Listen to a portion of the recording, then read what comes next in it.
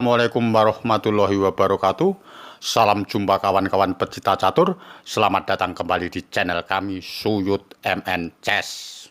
Jika ini kunjungan pertama kalian di channel kami, silahkan subscribe, like, komen, dan nyalakan lonceng notifikasinya biar Anda tidak ketinggalan di ending-ending yang saya tayangkan yang lebih menarik dan bermanfaat. Di video kali ini saya akan mengajarkan ending Raja Pion melawan Raja Kuda, dan pada saat diagram ini putih melangkah dan menang, ya, paham ya? Oke, apa kira-kira langkahnya putih, ya? Jadi putih itu pionnya mau promosi, akan menjadikan menteri, tapi diganjal sama kuda ke C7, ya. Kita tunjukkan, kita periksa satu persatu.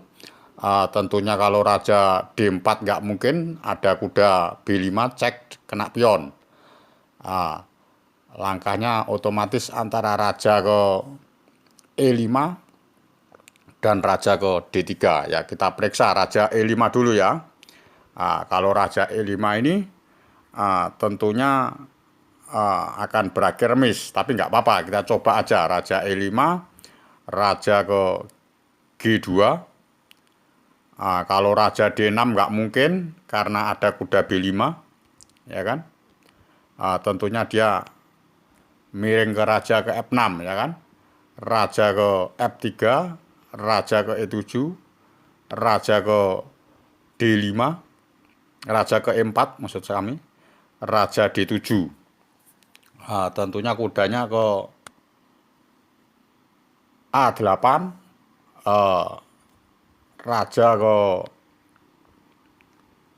Raja ke C6, ya kan. Raja ke C6, Raja ke D6, Raja ke E5 maksud kami, Raja ke B7, Raja ke D6, Raja kali A8, Raja ke C7, dan ini berakhir remis.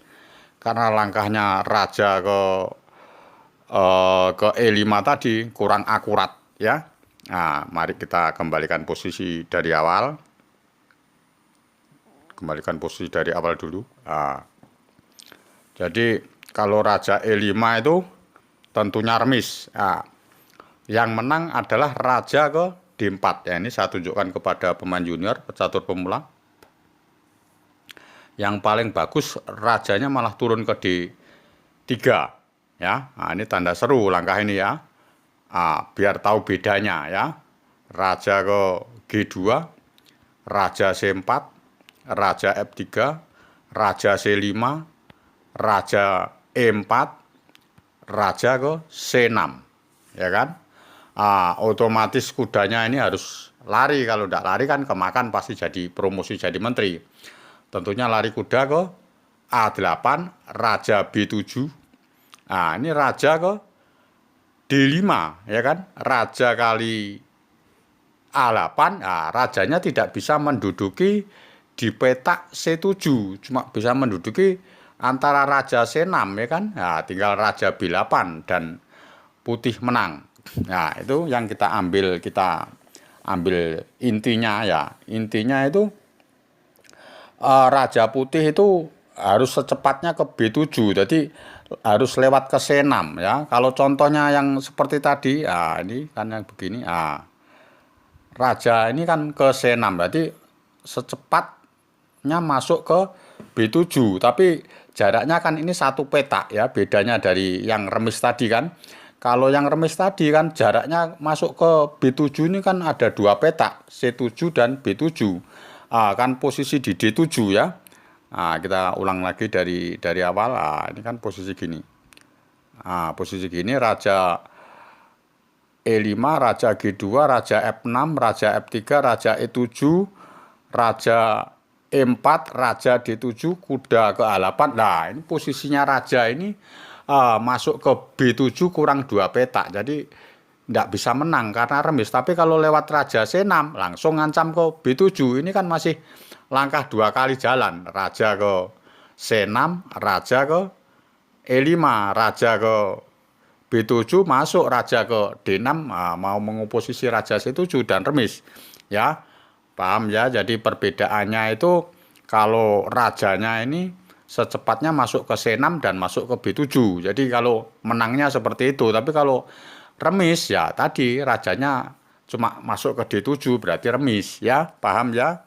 Oke, kalau sudah paham, saya kasih bentuk yang lain. Ini bentuk yang lain. Pada saat posisi diagram ini putih melangkah dipastikan menang. Tapi pecatur junior, pecatur pemula, ya, jadi langkahnya harus belajar lebih banyak perbendaraan yang banyak ya. Jadi tambah perbendaraan ya tambah intinya tambah lebih maju untuk permainan endgame ya. Oke, jadi apa langkahnya putih kira-kira? Langkahnya mungkin bisa menebak pecatur junior, pecatur pemula ya. Misalkan kita coba aja langkah ini kuda ke E7. Ini dipastikan remis ya kan karena rajanya masuk ke B7 ya kan. Kuda ke C6 mengganjal supaya tidak mengadu kan maksudnya. Ya tetap diancam aja raja ke B6. Kuda ke D4, ya, raja ke C5. Dan tentunya kalau sudah pionnya jatuh dan pasti remis, ya kan? Tentunya kudanya kalau dimakan kan tambah rawan untuk putih bisa kalah kan? Ya, otomatis kuda ke E6, raja kali B5, kuda kali C7 dan ini dipastikan remis ya. Mari kita periksa yang lain. Saya ulangi yang lain. Suatu misal kuda E7 lagi, raja ke B7, kuda ke D5, ya kan? Tentunya rajanya tidak bisa keluar kan? Tapi tetap pionnya yang maju C6. Jadi kalau kudanya tidak lari ya dimakan, ya kan? Otomatis peraduan kan? Tentunya juga remis, ya. Oke, saya kembalikan posisi di awal. Ini apa kira-kira menangnya? Jadi langkah yang terbaik untuk putih menangnya itu malah dikasihkan kudanya itu, dicekkan kuda ke B6. Kuda B6. Jadi kuda B6 ini tentunya harus dimakan. Kalau tidak dimakan ya tambah lebih kalah, ya kan? Suatu misal tidak dimakan, raja kita periksa raja ke B7 ya tinggal kuda ke C4. Jadi rajanya ini tidak bisa masuk ke tengah kan, tidak bisa masuk ke B6, tidak bisa masuk ke C6 dan A6. Muter ya. Rajanya juga muter ya. Misalkan raja ke C8, raja ke G3, raja ke D7, raja ke F4, raja ke E6, raja ke E4. Ya, sudah terkejar ya. Kalau pion ngadu kan sudah tidak bisa. Jadi didekatin akhirnya pionnya itu jatuh ya. Paham ya? Oke, kalau sudah paham saya kembalikan posisi dari ini. Suatu misal kuda C4, kalau C6 madu ya nggak mungkin diterima, dia cukup B6 kan gitu. Jadi kalau rajanya ke A6 ya dibantu raja aja sampai mendekat. Raja B5 nggak mungkin pion B7 jadi promosi jadi menteri. Paham ya? Oke, kalau sudah paham saya kembalikan posisi dari kuda B6 cek. Kuda B6 cek ini tentunya dimakan sama pion C kali B6.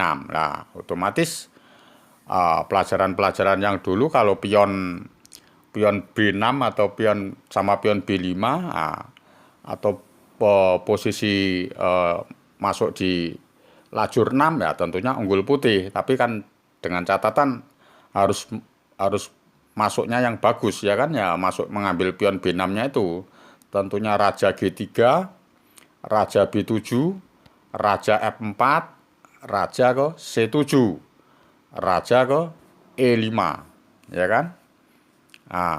Langkahnya kalau raja ke D7 otomatis di putih mengoposisi raja ke D5 ya kan, pasti kalah ini kan. raja C7, raja E6, raja ke B7, raja D6, raja ke A7, raja ke C7, ya kan? Raja ke A8, raja kali B6, nah, raja ke B8, nah, tentunya ingat kalau pion B sama pion G ya ini harus rajanya menangnya di tepi ya. Jadi kita ambil pelajaran lagi ya, suatu pengetahuan ya. Jadi rajanya ini harus masuk di A6 menangnya. Jadi kalau pas putih melangkah, tapi kalau hitam melangkah beda. Kalau rajanya ke C8 kita ya ke A7 rajanya. Kalau raja ke A8 kita ya raja ke C7. Jadi serong kiri, serong kanan, serong kanan, serong kiri. Pas itu kalau hitam jalan. Tapi kalau pas putih jalan ya rajanya harus ke A6. Jadi kalau raja ke A8 ya tinggal B6, raja ke B8 tinggal B7 dan seterusnya. Tapi suatu misal menentang rumusan, misalkan raja ke C6 gini ya tidak bisa menang karena dia raja ke A7 langkah bagus juga. Raja ke C7 ya raja ke A8. Kalau terlanjur maju pion gini B6 dan remis ya kan. Nah, itu harus paham apa terlanjur pas posisi raja ke C6, raja ke A7, misalkan posisi gini. Nah, dia putih terlanjur maju B6. Nah, ini dipastikan remis. Jangan raja B8, blunder kalau hitam raja B8 ya cukup dengan raja ke A8. Jadi kalau raja C7 remis, kalau B7 ya juga remis karena sudah terlanjur kan ya. Jadi remis kalau pas posisi gini raja ke C5 ya tinggal raja B7, raja ke B5, raja ke B8. Jadi intinya pelajaran-pelajaran yang dulu-dulu ya. Nah, jadi biar pengetahuan aja ya. Jadi pecatur junior, pecatur pemula jadi ngerti kalau pion B itu rajanya harus ke tepi. Jadi jangan sekali-kali raja ke samping C6 itu. Cuma kalau selain pion B bebas mau ke tepi mau ke samping tidak apa-apa ya. Kalau pion C, D, E nah itu bebas. Tapi kalau pion G sama pion B ya itu raja harus ke tepi pas posisi seperti begini ya. Nah, pas posisi seperti begini harus raja ke tepi ke tanda merah itu ke A6 ya. Jadi kalau pas pion C, pion D, pion E, pion F itu bebas. Mau raja ke kiri, ke kanan tetap menang pada saat waktunya putih ya. Kalau pas posisi gini ya harus ke tanda merah itu menangnya ya. Menangnya putih harus ke tanda merah. Tapi kalau waktunya hitam, kalau raja ke A8 kita harus raja ke C7 ya. Jadi serong kiri, serong kanan, serong kanan, serong kiri ya. Paham ya teman-teman pecatur? Demikianlah ending dari kami. Ending raja pion melawan raja kuda. Salam gen unasumus. Wassalamualaikum warahmatullahi wabarakatuh.